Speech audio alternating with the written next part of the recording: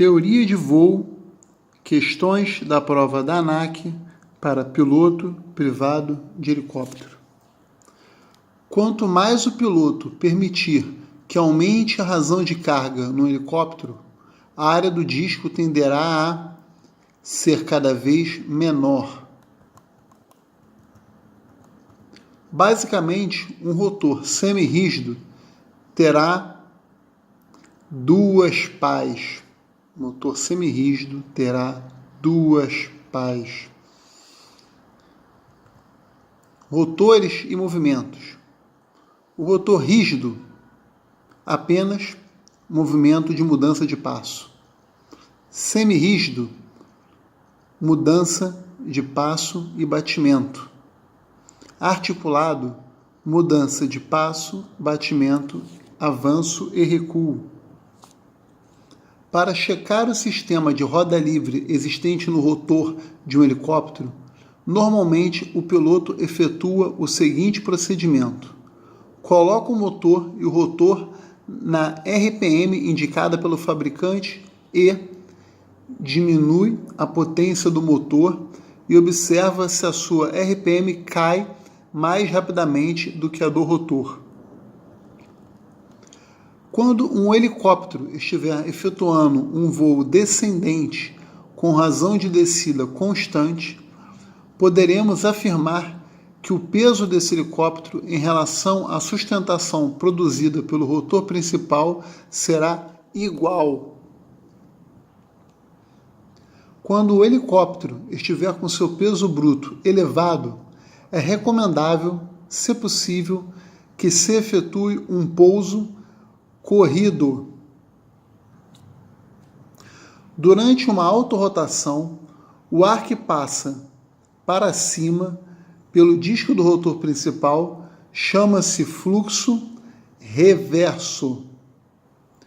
Algumas pás do rotor principal têm o bordo de ataque revestido por aço inoxidável. Tal revestimento tem como função reduzir o desgaste do bordo de ataque. Nos helicópteros cujo rotor gira no sentido anti-horário, visto de cima, para que o piloto voe coordenadamente em autorrotação, ele deverá pressionar o pedal direito. O rotor de um helicóptero pesando 2.000 libras, ao efetuar uma curva com 60 graus de inclinação, suportará um peso igual a 4.000 libras. Isso se o cosseno for 60 graus, 0,5. As oscilações violentas que podem ocorrer durante pousos e decolagens, devido ao desequilíbrio do colchão de ar, denomina-se ressonância com o solo. Efeito de solo é uma sustentação extra em razão do ar comprimido contra o solo, formando um colchão de ar. O fluxo de ar atingindo o solo é defletido para fora e para cima novamente, em direção ao rotor. Com isso, irá formar uma área de maior densidade abaixo do disco do rotor principal.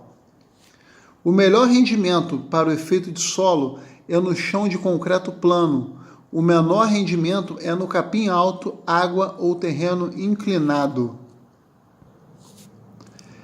Efeito de fluxo transverso é resultante de uma distribuição desigual das partículas de ar desviadas para baixo, quando o início do deslocamento, as partes posterior e anterior do disco do rotor. A distribuição desigual acarreta um arrasto, também desigual, que irá igualar quando a aeronave já estiver a sustentação de deslocamento, que ocorre em torno de 15 mph. As partículas de ar da parte posterior do disco de um rotor têm uma velocidade maior para baixo, enquanto na parte anterior do rotor ocorre menos velocidade. Não confundir ressonância com solo e efeito de solo, que foi explicado agora mesmo. Também não confundir com efeito de fluxo transverso. O comando que permite ao helicóptero efetuar manobras em torno de seu eixo vertical é o pedal. Manobra em torno do eixo vertical é a guinada, através dos pedais que aumentam ou diminuem o passo do rotor traseiro, anti-torque. O coletivo aumenta o passo de todas as pás quando é puxado, ao mesmo tempo fazendo o helicóptero subir. Aumenta ao mesmo tempo o passo de todas as pás, fazendo o helicóptero subir.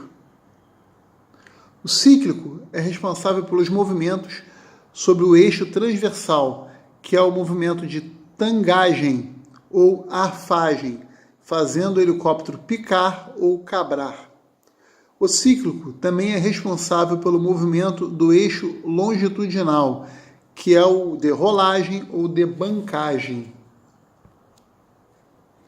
A ressonância com o solo pode ocorrer em pousos e decolagens, cheque de magnetos e engrasamento do motor. Num pouso simulado em autorotação, quando o piloto comanda o coletivo para cima, a RPM do rotor diminui. O stall de turbilhonamento pode ocorrer em voo pairado. Nos helicópteros é denominado mastro o eixo de acionamento do rotor principal. Seria a resposta errada dizer apenas rotação do rotor principal. Tem que se falar acionamento do rotor principal. Nos helicópteros é denominado mastro o eixo de acionamento do rotor principal. Para qualquer medida linear, as pás do rotor são divididas em estações. A trajetória das pontas das pás de um helicóptero é determinada primariamente por peso e sustentação. A transformação que ocorre em um gás a volume constante recebe o nome de evolução isométrica. Quando o helicóptero entra em autorrotação real, o rotor de cauda deve ter seu passo diminuído a zero. O piloto saberá que conseguiu fazer isso quando conseguir manter a proa do helicóptero. O efeito Coriolis, ou desequilíbrio geométrico, pode ser observado nos rotores do tipo articulados.